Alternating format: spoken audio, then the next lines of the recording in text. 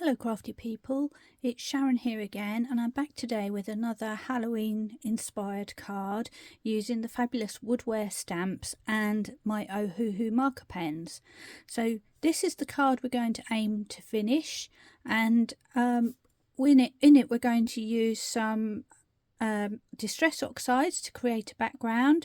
We're going to use a masking technique to make sure that our image stays clean and fresh. We're going to colour our image in with my Ohuhu Honolulu markers, and we're going to just quickly talk about how to make these little embellishments that you can see lurking around. So that's the finished card, which is an A5 size card. I'll show you the stamp that I've decided to use, and that's this one here, Woodware from Francoise Reed. And this stamp, in case you want to get it, is called the Hatter Gnome, and you'll be able to find it on Creative Expressions and Craft Stash and probably lots of other places too. Now if I just flip this over, you'll see that I've already gone ahead and made a mask for my image, and the way I did that was to stamp my image onto masking paper and then cut it out, cutting onto the lines, not around the lines, so that I've got a duplicate shape of my image. And before we actually start, I'm just going to show you the papers that I used. Obviously there's lots of Halloween type papers on the internet or in the shops. There's plenty of digital versions. I know knitwits.com have some really lovely Halloween type papers, but I've actually gone for the Woodware set that was designed to go with these stamps, and it's got lots of lovely, I'll just quickly flick, double-sided papers in different colours, which are in an 8x8 format. So that's what I'm going to use to finish my card. And finally, before we start, I'll just give you a moment to see a list of the pens that I'm actually using, and I'll just leave that there so you can take a snapshot, because again there are quite a few of them there, but not as many as I used in my previous video, so that's good news. But if you saw my previous video, you'll see that quite a few of these are the same colour markers, and they came from the Ohuhu Honolulu set of 216 markers, and within those pens what you have is a brush point and a wedge point, in case anybody wondered what I was using. So if you've got those, you will definitely have all of these colours. Okay, so time to make a start. Because we're using alcohol markers, I've stamped my image using Memento ink onto, this time, Nina cardstock. And the first thing I'm going to do is take my mask and stick it onto my image. So I'm just taking a moment to peel that away from my plastic packaging, and then of course once I've used this I'll get a few more uses out of it, so I'm just going to stick it back inside my plastic packaging ready for next time. So what I try to do is line up some part of the image where I think it looks right. I usually start at the bottom, and then I just start to wiggle and move my image around and gently stick it in place. So I'm working my way up side to side, because the paper will stretch and move a little bit, and you can, of course, there's no rule saying you can't move the paper around, your cardstock around. And I'm paying particular attention to the little bits, because they're the bits can actually wobble when you're sticking. So you just got to pay a little bit more attention with those, and the more you get on, the more likely it's going to stay in line. There we go. I think we're more or less there. Okay, so I'm just smoothing it down to make sure it's sticking nicely. And you'll notice there's a little spider on the bottom here.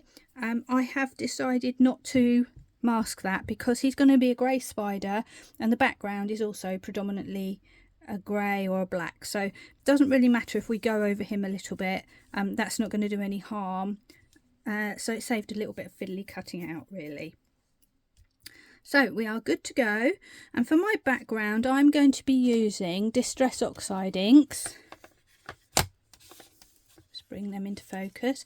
And I've got 3 colours. I've got black soot, I've got peeled paint and fossilised amber. And because I'm going for a more softer look, if I bring this back in, this is a softer look rather than this sort of thick opaque look that we usually get with oxides. I'm going to be using blending brushes rather than sponge daubers. So I've got my blending brushes here, and the important thing to note with these blending brushes is don't use the same brushes for your Distress Oxides as your regular Distress inks, because they don't mix very well on brushes and it can sort of ruin your ink pads if you're not careful. So I've got a separate set here. They don't have to be the super posh expensive ones.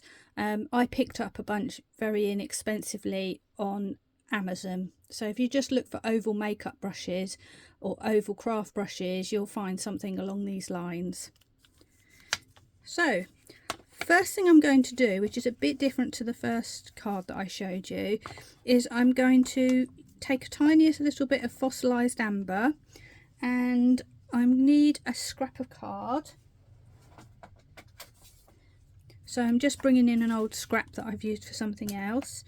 I'm going to tap on my ink pad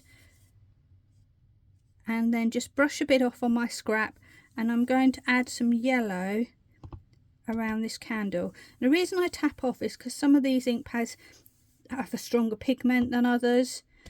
Some of them have been used more than others, so they're, you know, a bit worn out. What I'm trying to do is get a yellow glow around that candle, and that's all I need for that yellow.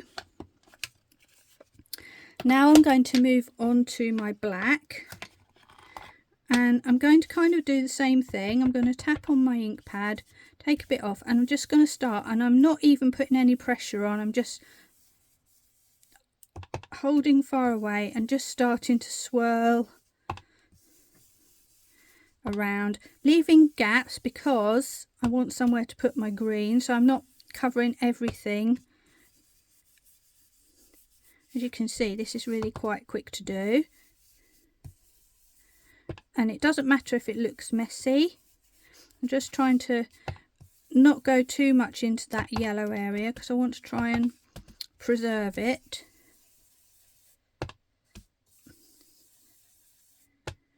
I probably should have picked up my nice white piece of paper before I did this, but there we go. Right, so there's a base layer of the black. When I was first doing this, I was looking at it thinking, I don't know if I like this. It looks a bit messy, but if you get in that situation, stick with it unless you think it's an absolute disaster, because quite often once you get the colour of the image in, it makes a difference to how the background looks. So now I'm just going around in the palest areas, putting in some green, and it gives a sort of, I don't know, marbled effect, I guess you might say. And it's quite textural. And I'm working quickly so that I don't get too caught up in making a pattern, and just kind of letting the brush land where it will. That way hopefully I get something a bit more random. So that's now looking a lot more green. Now I'm going to go back to my black and just add a bit more drama in there. Again, it's fine to leave some white areas and blobs.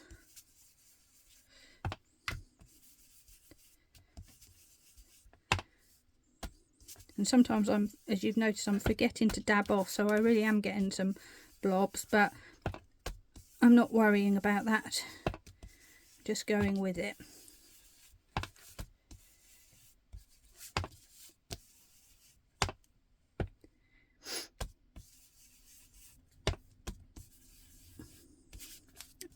There we go. Now the next thing I want to do is just ground our gnome a little bit. So what I did was I took a piece of card and I tore it to make a wobbly floor, and I'm going to just put that down the bottom here, and we're going to work underneath the torn edge. So I'm just putting that down there. I'm putting it slightly above his shoes so that the floor, he's not floating on top of the floor, he's sort of on the floor. And then I'm going in with the same black, but I'm going in a little bit more heavy now. So you see, you can build this up and get quite a dark result. We don't have to worry about his feet because they're protected by that mask.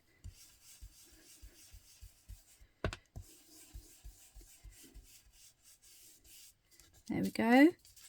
And there we have the ground for him. And what we can do is we can just brush a little bit to soften that if you want to, or to give a bit more shadow on the bottom area.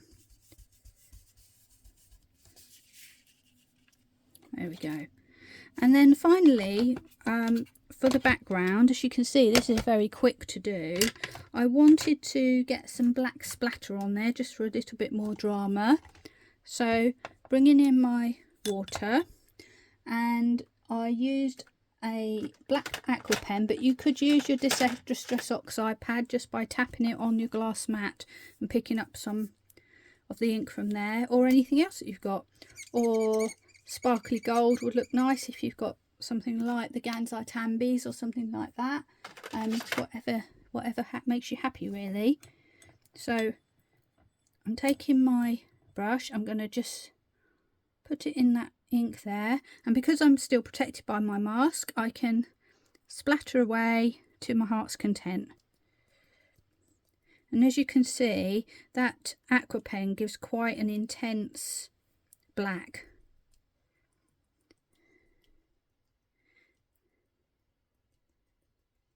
There we go, all done.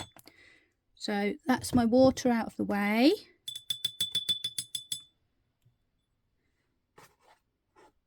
Just get the brush out, and I'm just going to quickly wipe up that black ink that's left over. So there we have it. I'm just going to pause for a second and give this black ink a minute or two to dry.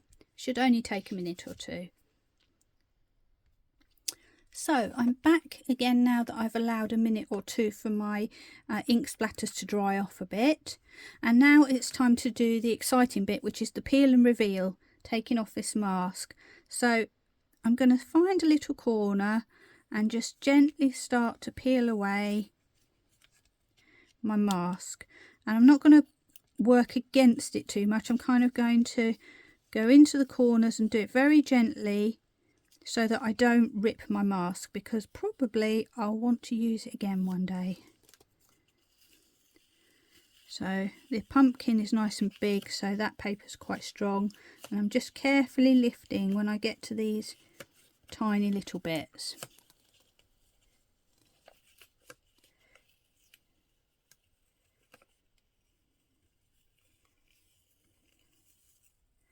There we go. And there we have the reveal of our lovely Halloween gnome dressed up as a pumpkin. Now when you look at that, you might think that that background looks a bit grungy and muddy, and that was kind of where I was at as well. But we're going to be colouring our image in with some lovely bright colours. We've got greens, purples and oranges, so it's going to really pop out from that background. And then behind it we're going to put some coordinating papers, which are also nice colours, purple and orange in this case. So you're going to get a much brighter overall feel. If you had this on black or a grey paper, it would look quite dull. So what we've got is sort of a juxtaposition between the dull and the bright, which brings out the best in both sides. So time to begin the colouring. I will zoom in just a little. There we go, so that you can see where we're at. So I'm going to start with the easy bits, I think, some quick bits just to get this rolling, because it can seem a little bit overwhelming when you look at it in its entirety. But we're going to just start with his nose. And for that I have got E280 and E090. Now the lightest colour out of this is in fact the 280, so I'm going to start with that using the brush end all the time, and I'm going to just give him a little colour on his nose all over. And because I've used a Memento ink pad, which is dye based, it's not going to move when I'm putting alcohol pens on top of it. Now I'm going in with my E090, which is darker, and I'm just going to go round the edge but make it thicker to the bottom and to the side, so that he's got like a shiny bit on his nose. And because I've done that quite quickly, it's all going to blend in together. Next I am going to go with E280 on his hands, because I've decided he's not going to have any gloves on today. So there's one, there's the other.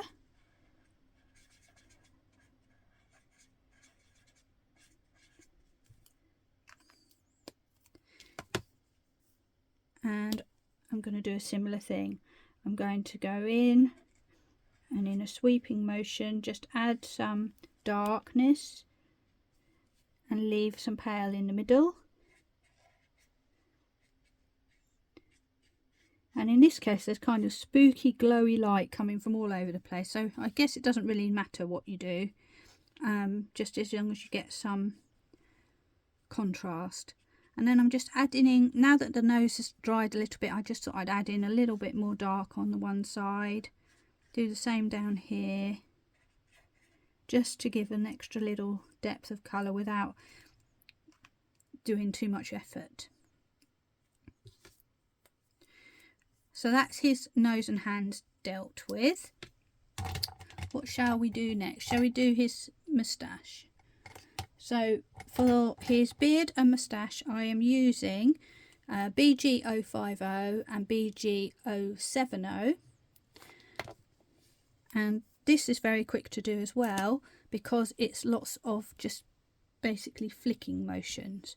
So I'm turning my paper to suit me, and I'm going to just start with my palest colour, which is BG050, doing some flicks out from the middle in the direction that I feel like his moustache would go. And this here I think is also part of his moustache, so I'm just going to add some shading in there because they're just quite small bits. Next, go to the darker BG070 and do a similar thing, flicking but not coming out quite so far. And also I'm making sure that I keep a solid line right under his nose to represent the fact that there's a shadow, and I'm also just going to do that across the sides there. I also think this is part of his moustache, so I've coloured that there. I think he's got a beard that goes all the way up his face, and I'm just adding some little flicks, and you can just be quite random with this. There we go. So he's got a slightly darker moustache than my previous one, but that's okay. And then I'm going back to my light colour and flicking out again, which is just blending it a little bit. Now what you can do at this point, if you want to, is come in with a white pen, and my one is a, there we go, Uniball Signo pen, and you can use that to draw back in some extra white if that's what you want to do. And I'm doing the same sort of thing, just flicking really.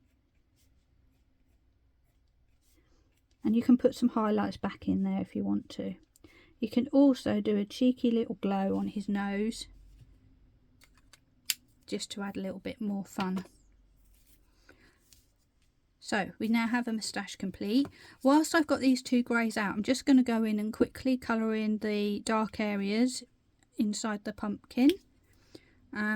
So I've got BG050 and I'm simply going to colour the whole of the eyes and the mouth in.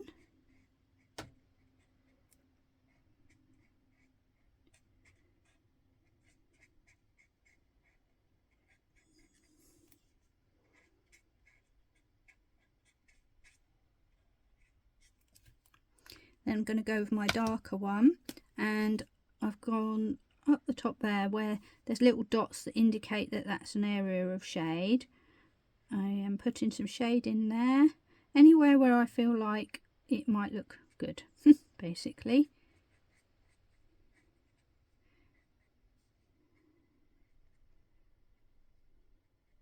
And I might come back to that in a little while with some more dark shading and even a slightly darker colour, just to emphasise the darkness in there. But for now I'm just doing a little bit of blending on that mouth and going back with the dark colour. I'm just putting a little bit more darkness inside those eyes.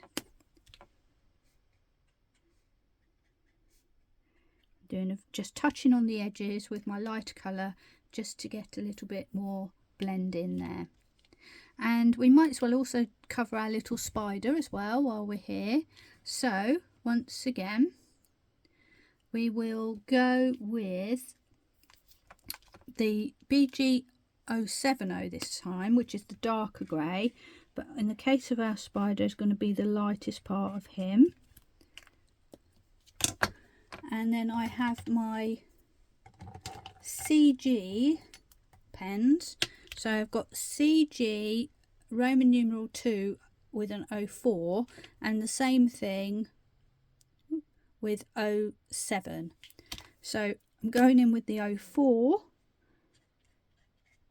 put a little bit of darkness in, and he's basically just a little round oval, so we don't have to get too carried away with colouring in him.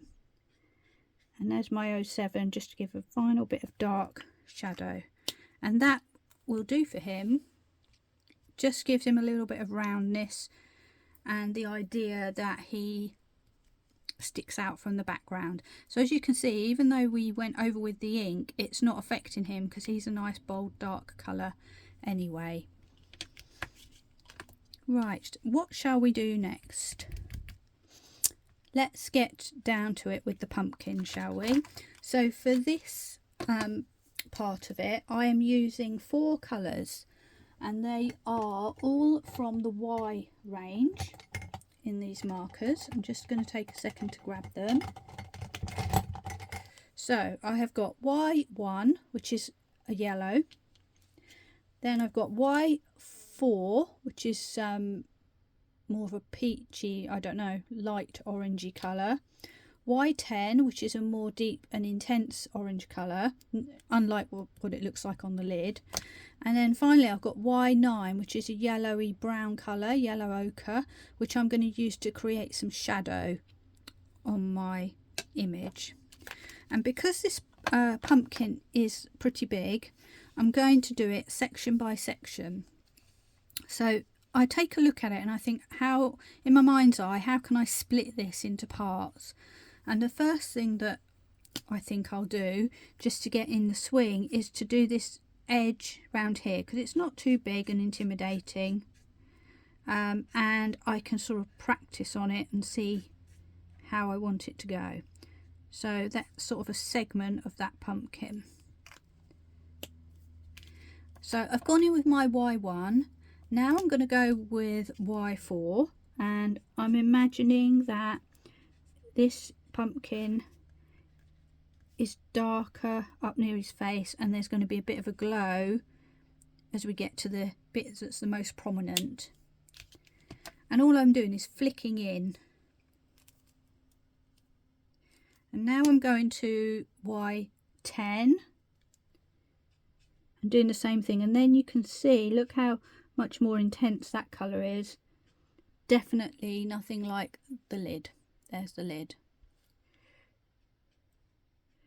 So I'm again doing little flicks, and I'm going to colour that bit at the bottom entirely because it's completely in the shadow. Then I'm going to go back to my middle colour and flick again just to blend that. Being careful not to completely cover that little bit of highlight. And the idea of having the yellow underneath is it gives them like a bit of a glow, really, I guess you might say, rather than just being flat orange. So I'm going to leave that for now and see how that settles, and I'm going to move on to the next segment, which is this piece here. So same process, every time is the same process. I'm colouring in the whole area with my lightest colour, Y1.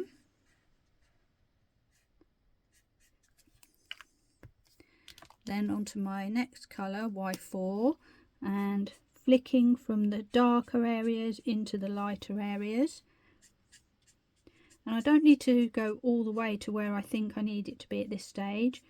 I'm just going to get an idea, and you can see that the yellow is kind of floating around like in a round fashion.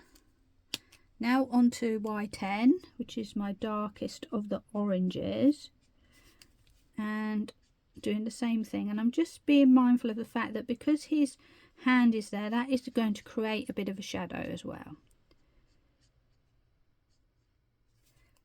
Okay, back to my mid orange. I'm flicking again. We only need to leave a small bit of that yellow in the end to give that idea of light and shade. So there we go.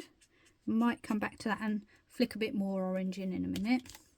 In fact, I think I might do that anyway. I don't want it to be a dead straight line, so I'm just doing little flicks to break up that line a little bit. Right, now we've got quite a big area in the middle here. I'm going to start with the bit underneath his mouth and follow that same process once again. So Y1,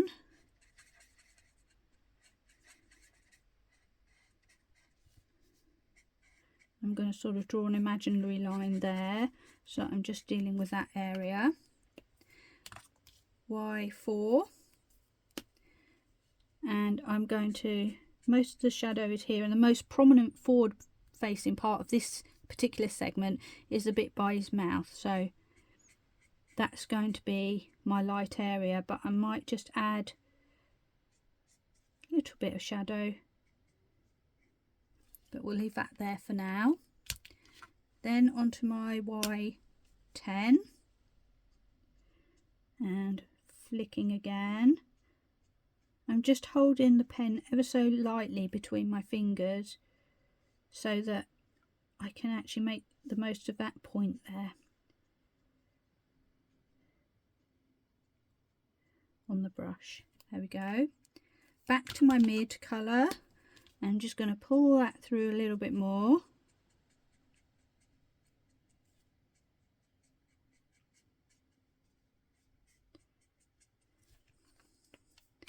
And my lightest colour, just going to give that a quick sweep over to just allow everything to have a little blend again.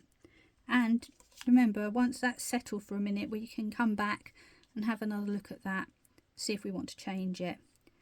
Now we'll get on to this really big area in the middle. So we're going to colour all of it, because I don't really feel like I can split this into a smaller segment without leaving some sort of line in the middle of it. So we're just going to go ahead. We've had some practice on the other segments. We're going to go ahead and go for it with this bit.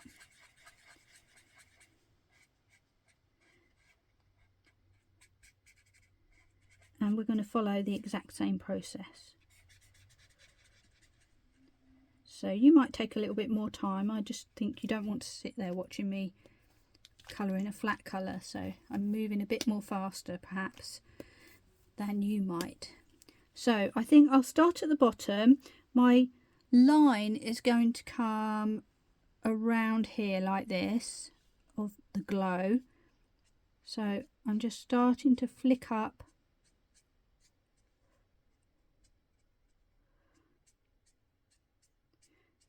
to give the beginnings of where that line would be. And I'm going to do the same here at the top, but I'm going to just quickly draw a line underneath that moustache,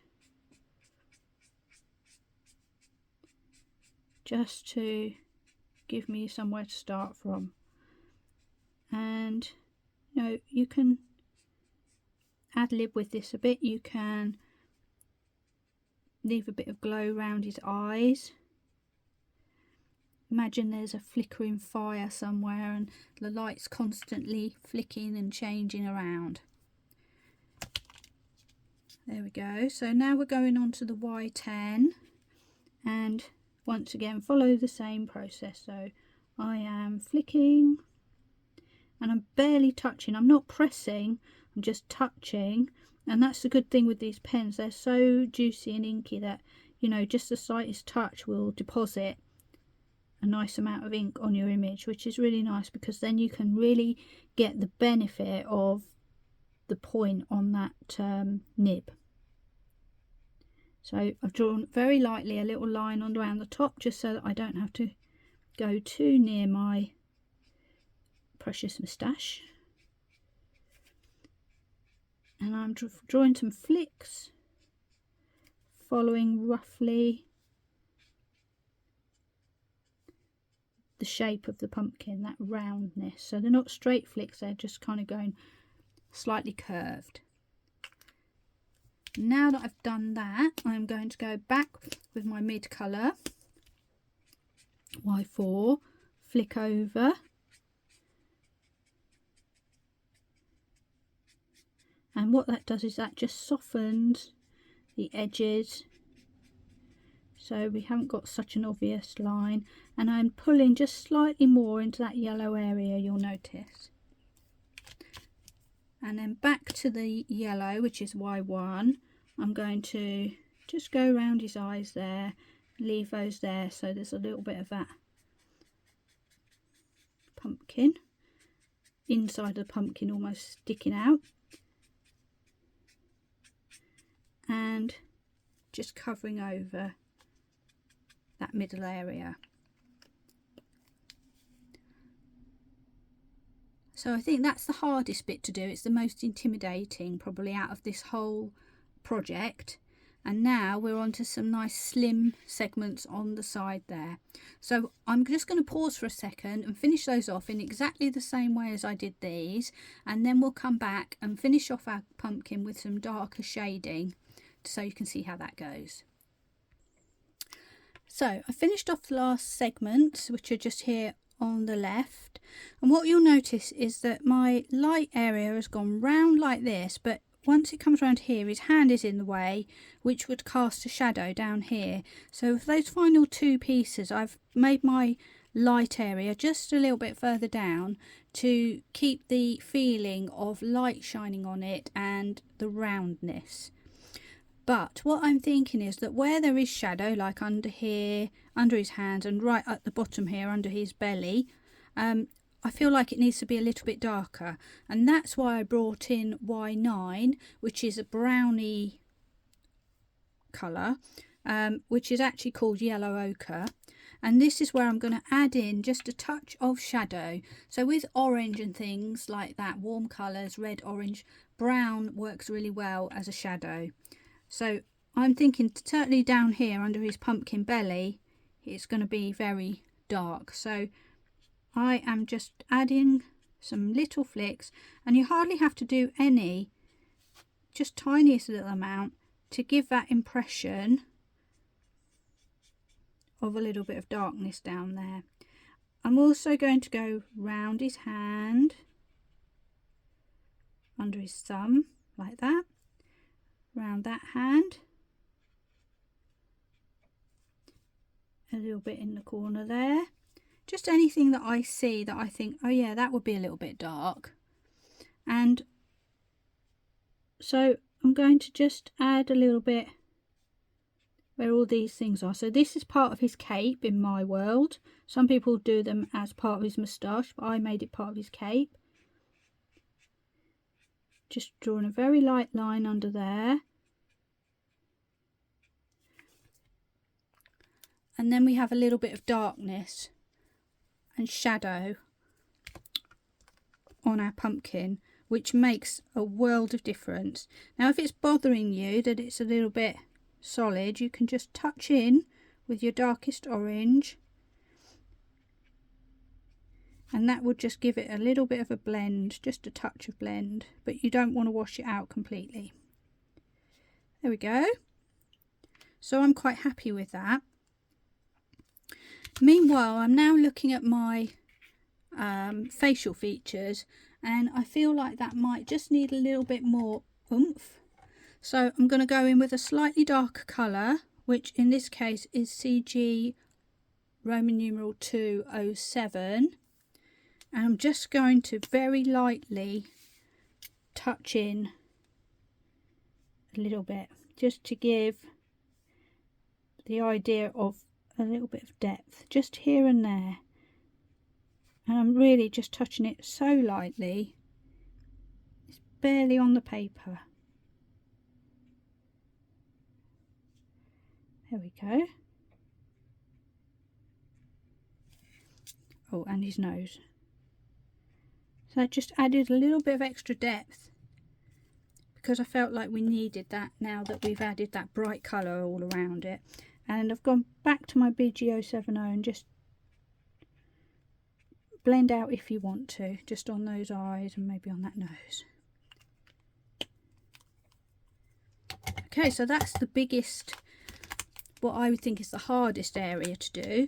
Let's go back to some of the quick areas now. So this is like I think it's like a playing card, and in my mind it's white in the background, as is this little disc with 31 on it. So all I want to do is leave it white but put a little bit of shadow on.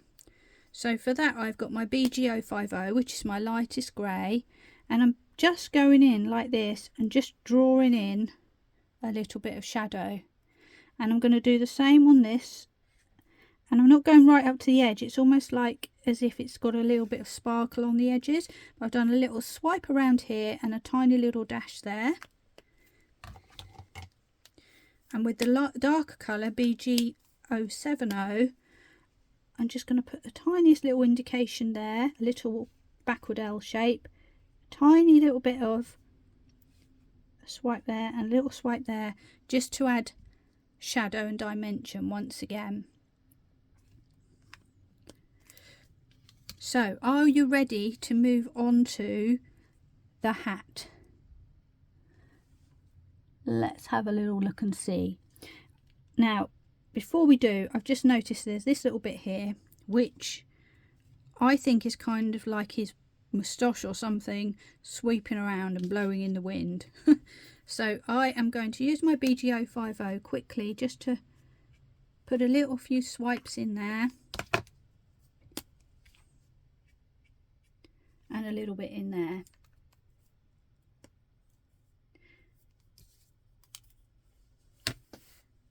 And now we're ready to move on to the hat, and this is probably the second biggest area of the image.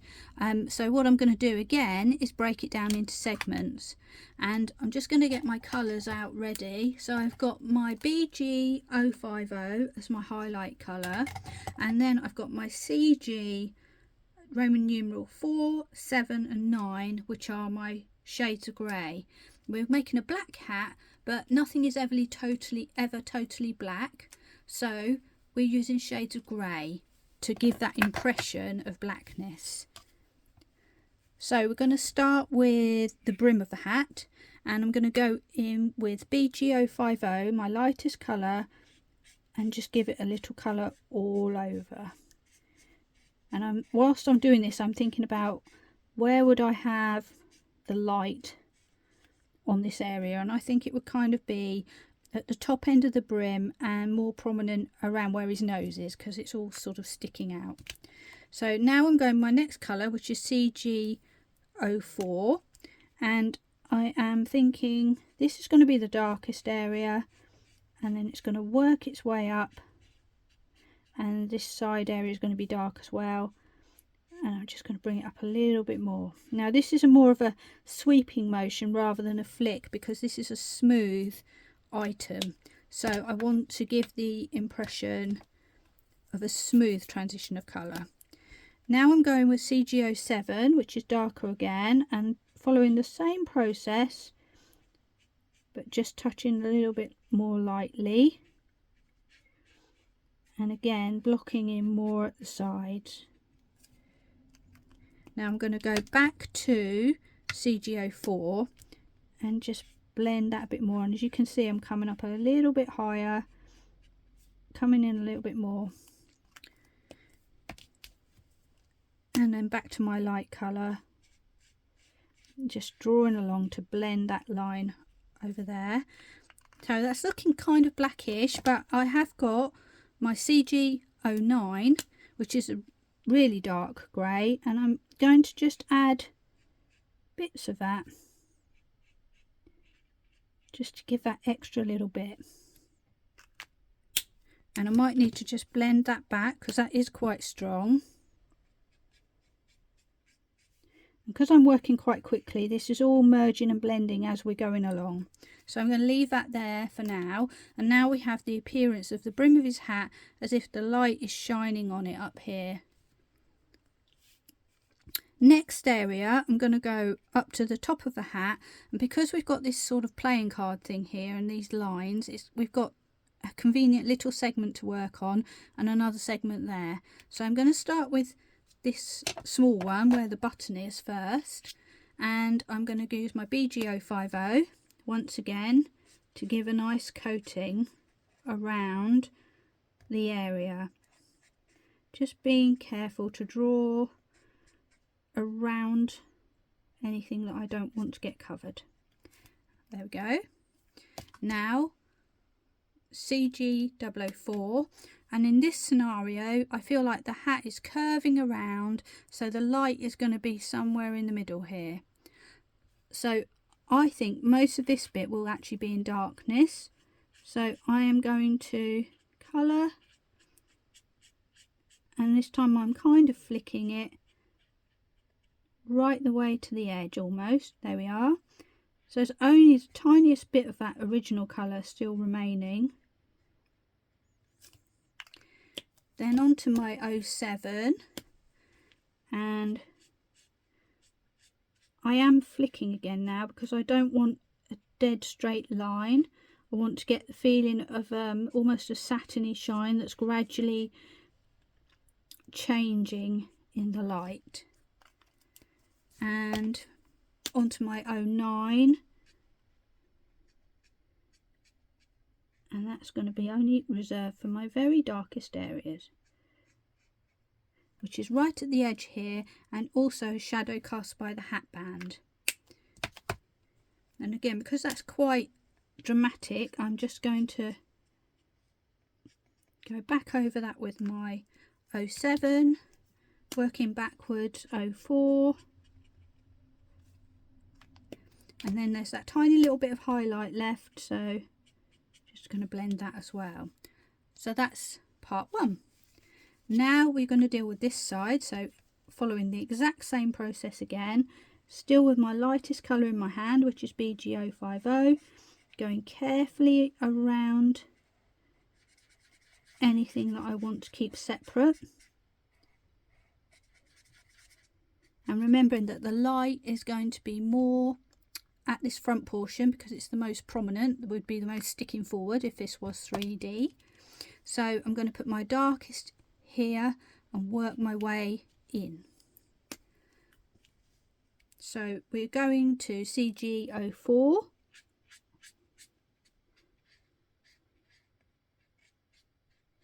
and I know that that's going to be in shadow around the little number and the hat band. I know that my playing card is going to be in shadow, so again just leaving only a small part of the area in the palest colour. CG07, starting from the side again,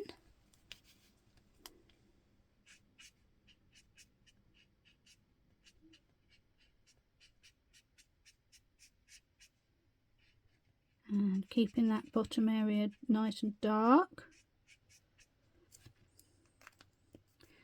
and CG09 just reserved for the very darkest areas to give that overall impression of blackness. And if you look at anything black, in the majority of cases you'll find that most of it is actually reflection.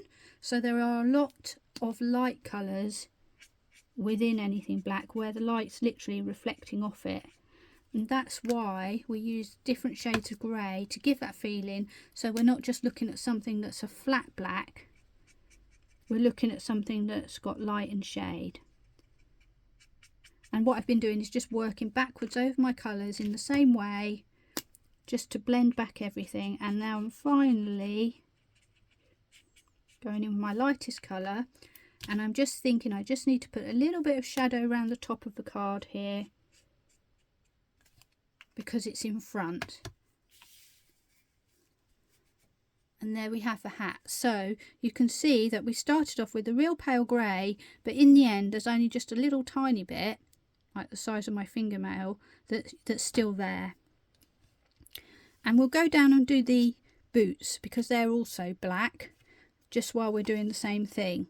So, same colours, sorry. So back to my BG050, and these I want them to be black and have a little bit of shine right in the middle here. So I'm going to go round the edge, like so, and then I'm going to work circular like that and leave a white blob in the middle. Same on this one. This blob will be more to this side. And again, if you lose this during the process of colouring, you can always go back to the trusty white pen and put highlight in there as well. Now I'm going to go with my next colour down, and I'm thinking it's going to be very dark in the middle here. There's going to be a little bit of shine on the sole of his shoe. There's going to be a little bit of shadow on here because that is where the curve of his boot is. And I'm being sure to leave some of that light grey, and then I'm doing the same thing but in the opposite direction on his boots. And I think actually colouring boots is so satisfying, I can't explain it. It's like you put it off, and then when you've done them you just feel like you've done something really good. So now on to CG07, following that same process. So I'm going around, making it a very thin edge on that outer rim because that's where there's less shadow, and just gradually working my way around, trying to make sure that I don't lose those white areas in the middle. Now my very darkest, I'm going just in the real centre area, and just down the bottom here. And then I'm going to work my way backwards again. And what this does will give a smoother blend, so it feels like these are smooth shoes, like leather or something like that. So that was CG07, this is CG04.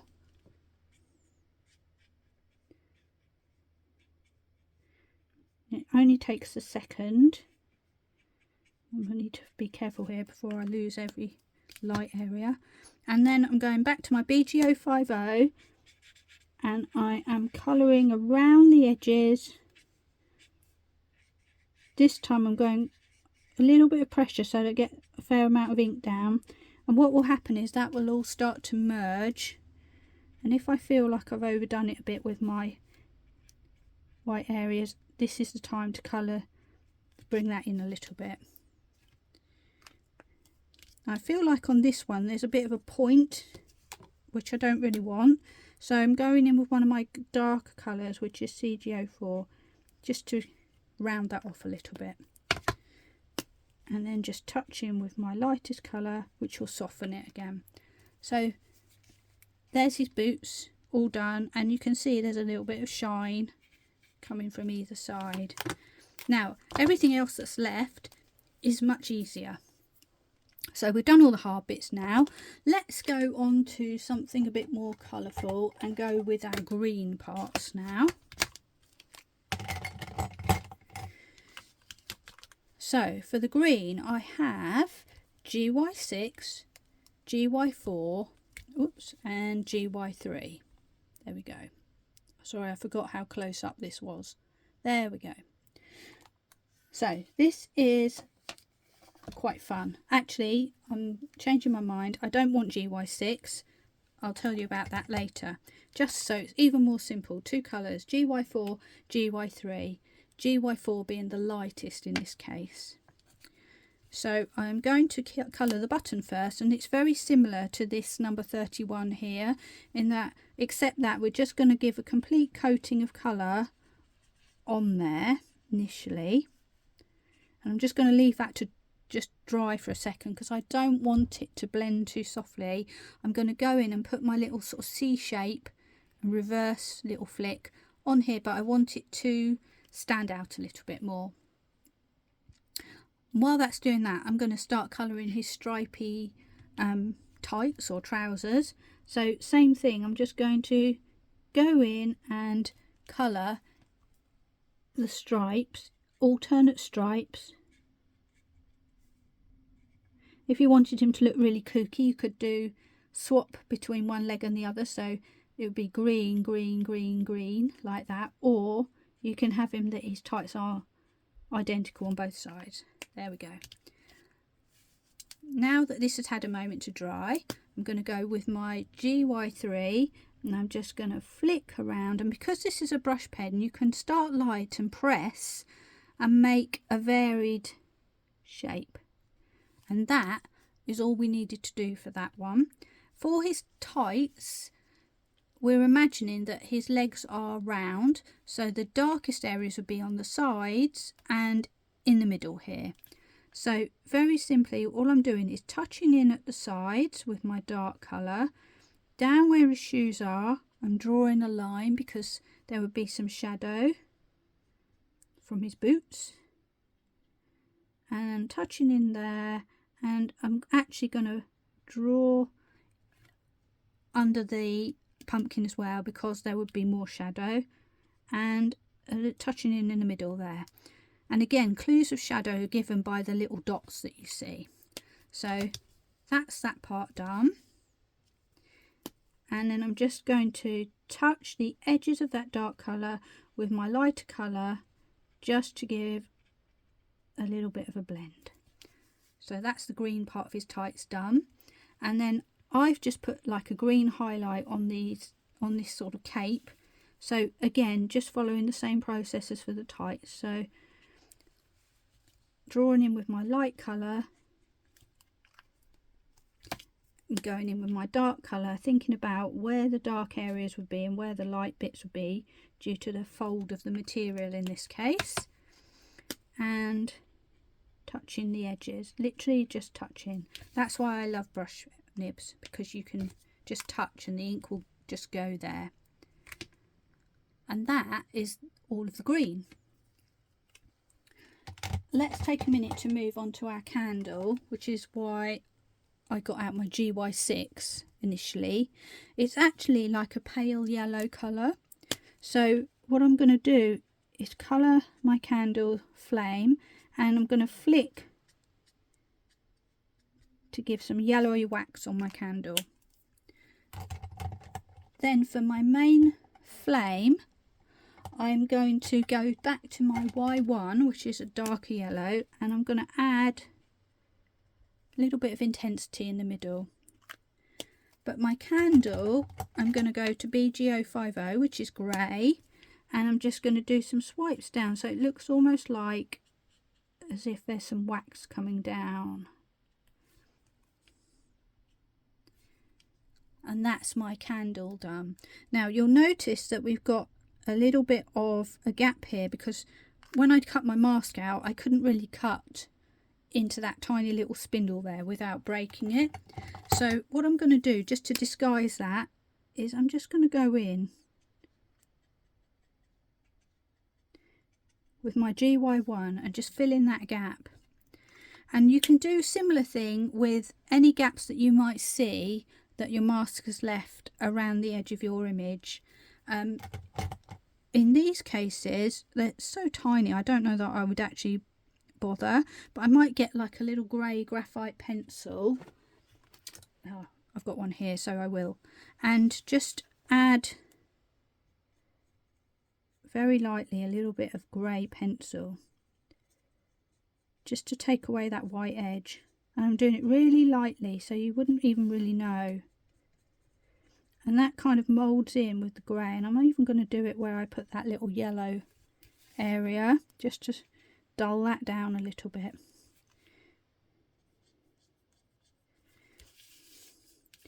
And in that way, I can take out any little areas of white. I wasn't intending to do this right now, but it just occurred to me, so there we are. We're just going with the flow. And it's just a standard HB pencil, and I'm just doing it really lightly and just scribbling and fading out. There we go. So that's got rid of any tiny little scraps of white left over where our mask might have just slightly gone outside of the image. And now I think the last bit we have left to do is the purple bits. So for purple, I've got 3 shades. I've got V230 for the light, V250 for the medium, and V270 for the darkest area. Let's do those tights quickly, following that exact same process. So lightest colour first.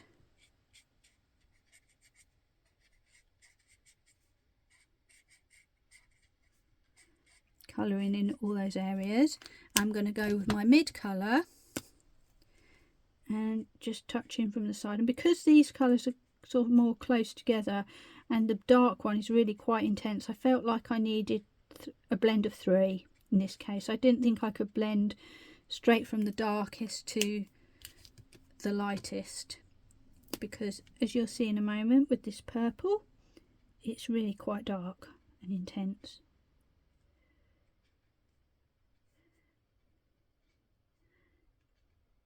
So I feel like it just needs a little bit of help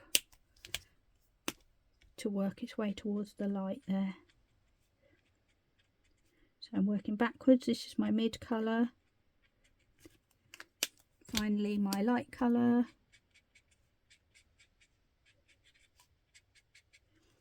And then we have our tights. Now we have the little flaps of his cape.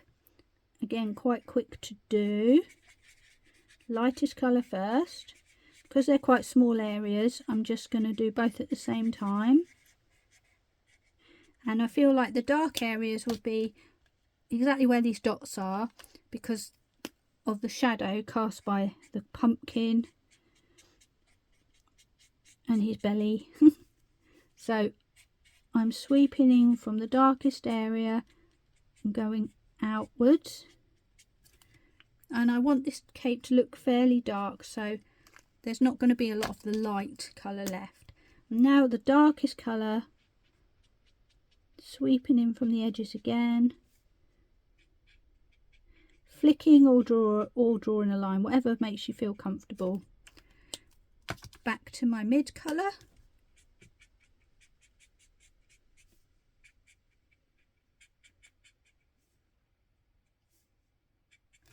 And finally finishing off with my light colour, just around the edges.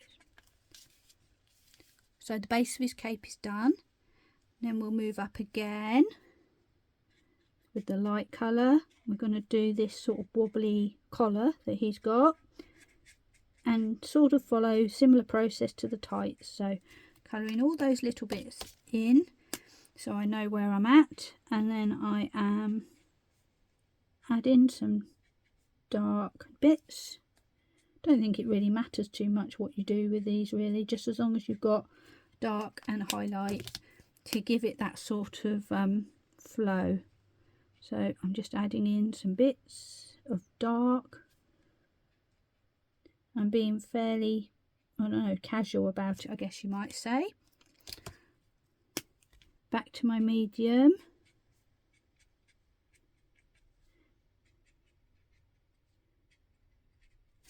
And finally back to the light.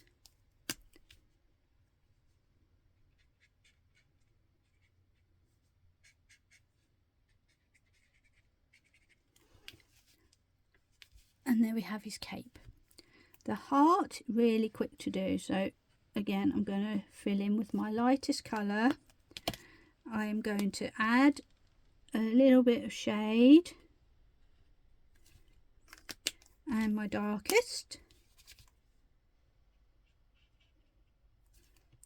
Doing sort of a tick mark, if you like, following the shape of the heart. Blending back to my mid colour. Back to my light colour. So this is all coming together really fast now. All that's left now is the hat band, which you could do green or purple. I decided purple. So there's a tiny little bit in there, so don't miss that bit out. And then I'm going to colour everything in the light colour. And the hat band, I have left it to last deliberately because it's actually much easier to colour than the rest of the hat. It's just like a nice sweeping motion. So I'm going to go with my mid colour, and remember the light's kind of going to hit in roughly the same place because this is a conical kind of shape, the hat. So I'm leaving my light area here in the middle, but just remembering that there might be a bit of shadow from this card. This tiny bit on the side I'm leaving because I'm going to colour that completely with my dark colour, because to my mind that's completely hidden in the shade. And then I'm going to flick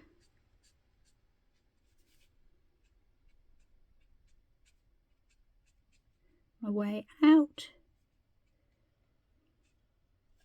There we go. Back to my mid colour.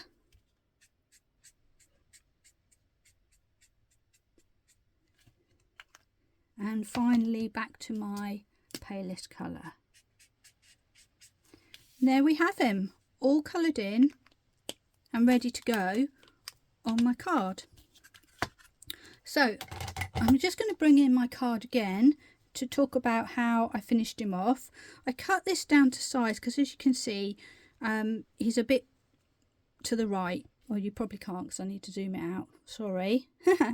There we go. He's a little bit to the right hand side, so I'm going to cut probably a little slither off of here to make him more central, and then build my card up around him. So here's my card. I'm just going to talk through what I did. So I put some black card onto my main A5 card, which you can see here, and matted on. I tested out different colours with from my stamp pad, my paper pad, and I went with the purple to match with the purple here, and the orange to go with the pumpkin. So I've matted a plain piece of purple on the back here, and then to make my little band I tore some of the orange paper. I put a ruler up against it. Let me just try and find some and show you.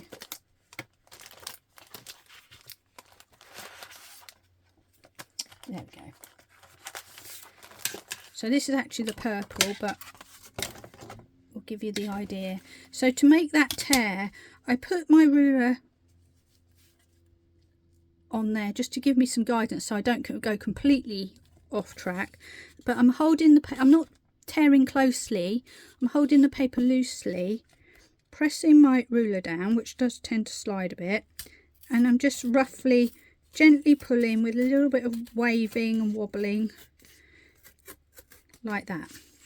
And what you get is a straight-ish kind of band, and then I do the same on the other side so that I've got a double-edged band. So I did that and applied that to the bottom of my card, and then I did with some scraps, I did the same thing here.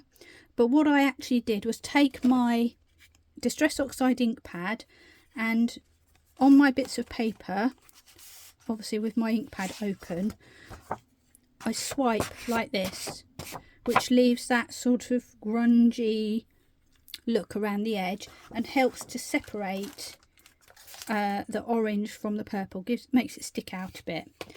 And then finally, I'm just going to give you a quick overview of how I did these little embellishments. So they are part of that stamp set, and what I did was I stamped them onto a piece of scrap card like this, and rather than cut them out straight, I decided to go for a little wibbly wobbly look, because if you've seen my videos before, you'll know that I'm not very good at straight. So just taking my scissors, I'm just cutting around them roughly and wobbling my scissors, which kind of matches the shape that has been drawn around these items anyway. So when you do it, it doesn't look odd at all, which is really good. So I'm just wobbling away and cutting randomly, and I end up with a little embellishment like that. Halloween, I've doing exactly the same. So taking my paper, just wobbling my scissors around and making a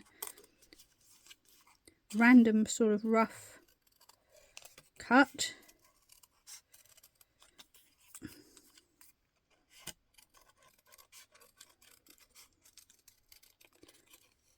And as you can see, that one side is wider than the other.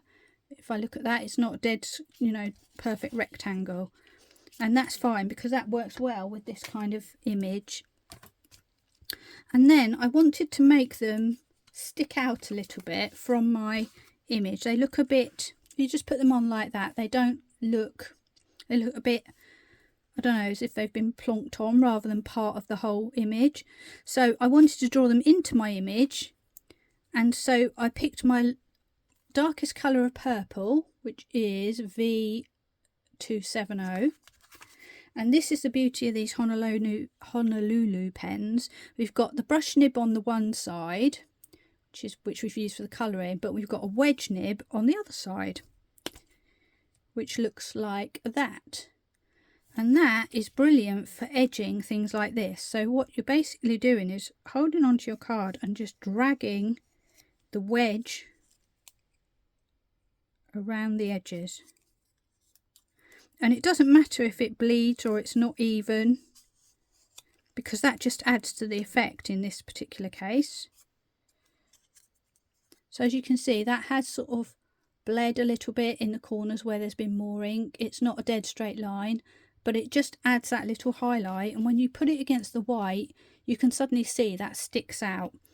And so I do the same with my number 31s, of which I actually made 5 for my card. As you can see, it's really easy to do. Just push the edge of the wedge side up against the card and basically let the card lead you. There we go. So the embellishments are as easy as that. And then I just stuck them on my card where I thought they would look nice. So that's the end of this video for today. Ended up being quite long, but I'll just leave you with the final card so that you can see how it turned out. Hope you enjoyed the video. If you liked it, I'd love it if you would subscribe to me, and hopefully I'll be back again soon with another video showing you some more colouring and card making techniques. Bye for now, and thanks for watching.